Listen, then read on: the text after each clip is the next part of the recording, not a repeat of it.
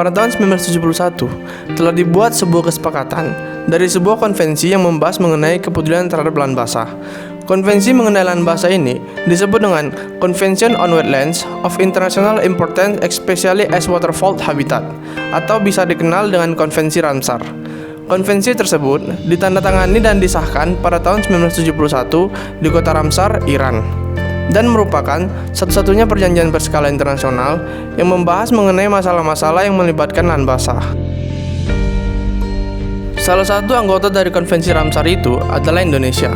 Alasan Indonesia ikut bergabung di Konvensi Ramsar karena di Indonesia terdapat lahan gambut sekitar 15 juta hektar tersebar di beberapa tempat di Indonesia. Saat itu, Indonesia mendaftarkan Taman Nasional Berbak di Jambi sebagai situs pertama di Ramsar. Hingga saat ini, sudah terdaftar 7 situs lahan basah di Ramsar milik Indonesia, salah satunya adalah Taman Nasional Danau Sentarum di Kalimantan Barat. Penunjukan kawasan Danau Sentarum sebagai kawasan suaka alam untuk pertama kalinya pada tahun 1981 dengan status sebagai cagar alam dengan luas 80.000 hektar. Pada tahun 1994, Suaka Margasatwa Danau Sentarum ditetapkan menjadi lokasi Ramsar di Indonesia karena merupakan salah satu wakil daerah hamparan banjir yang sangat penting, tidak saja bagi bangsa Indonesia, namun juga bagi dunia. Taman Nasional Danau Sentarum merupakan salah satu tipe ekosistem hamparan banjir paling luas yang masih tersisa dalam kondisi baik di Indonesia, bahkan di Asia Tenggara. Pada tahun 1999, kawasan Suaka Margasatwa Danau Sentarum berubah fungsi menjadi kawasan Taman Nasional Danau Sentarum melalui surat keputusan Menteri Kehutanan dan Perkebunan dengan luas yang dimilikinya yaitu 132.000 hektar.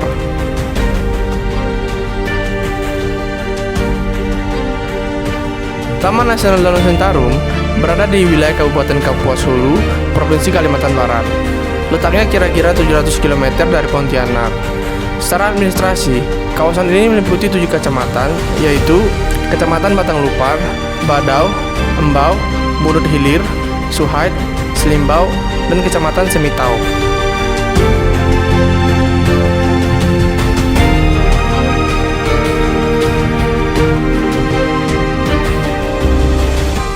Topografi Danau Sentarum umumnya berbentuk cekungan datar atau lebak lebung yang merupakan daerah hamparan banjir yang dikelilingi oleh jajaran pegunungan, yaitu Pegunungan Lanjak di sebelah utara, Pegunungan Muler di timur, Dataran Tinggi Madi di selatan, dan Pegunungan Kelingkang di sebelah barat. Air Danau Sentarum memiliki keunikan yaitu berwarna seperti air teh encer, yang merupakan ciri bahwa air Danau Sentarum mengandung air asam humus yang tinggi. Di kawasan Danau Sentarum terdapat 2 bunga sungai utama, yaitu Sungai Tawon dan Sungai Leboyan. Sungai Tawon merupakan sungai yang menghubungkan antara Sungai Kapuas dengan komplek danau di Taman Nasional Danau Sentarum, sedangkan Sungai Leboyan berhulu di Sungai Embalong. Taman Nasional Danau Sentarum membuktikan adanya pengakuan masyarakat internasional terhadap lahan basah tersebut yang penting bagi pelestarian keanekaragaman hayati.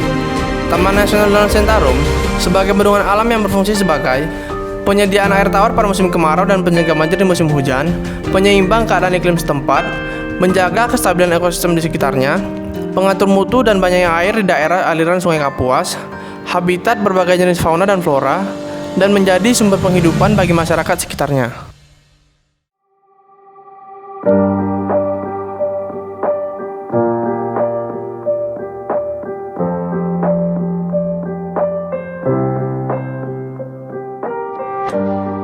Saat ini, Kementerian Lingkungan Hidup dan Kehutanan bersama-sama 16 mitra konservasi telah bekerjasama melakukan penguatan fungsi Taman Nasional Betung Kerihun dan Taman Nasional Danau Sentarum antara Balai Besar Taman Nasional Betung Kerihun dan Danau Sentarum.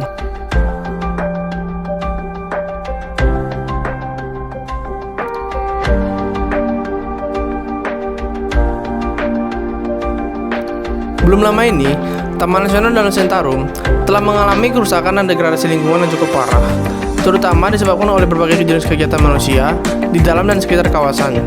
Kawasan Taman Nasional Danau Sentarum setiap tahunnya selalu mengalami kebakaran hutan. Sejak tahun 1973 sampai dengan 2009, luasan areal yang terbakar lebih dari 27.000 hektar. Kebakaran hutan yang terjadi disebabkan oleh 2 faktor, yaitu faktor gejala alam dan faktor kelalaian manusia.